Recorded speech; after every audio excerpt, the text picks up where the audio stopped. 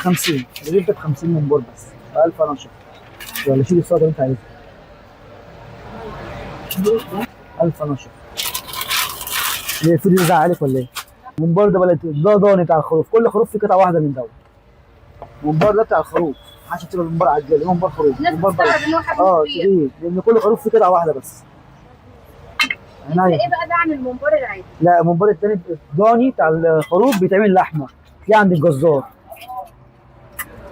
يبقى دي اسمها ختان، دي اسمها ختان بلدي. غير التاني بقى الطاقة العجالي البقري، ده ممبار بلدي ضاني، بس ده مش الرفيع. دي اسمها ختان، دي اسمها ختان. كل خروف في قطعة واحدة بس. الطلب بقى ده بكام؟ 50. الرغيف ده ب 50 ممبار بس ب 1000 انا شهر. ولا شيل السلطة اللي انت عايزها. 1000 انا شهر. ليه الفيديو ده زعلك ولا ايه؟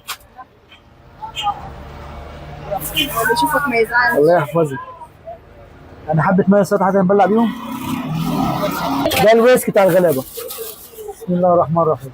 ده ويسك الغلابة. طلب ب 40 عند سامح الأمول لحمة راس مشكل. الصلاة على النبي. ومعاه كارع ضاني ب 20 يبقى كله 60 جنيه بس. 60 جنيه لحمة راس وكوارع ب 1000 انا وشهر. طلب ب 40 بقى عباره عن ايه؟ اهو مشكل اهو، فرشة فشة لحمة راس مع ممبار. والليمونة الحلوة وشوية الشوربة وشوية السلطة اللي قدام حضرتك دول. تمام؟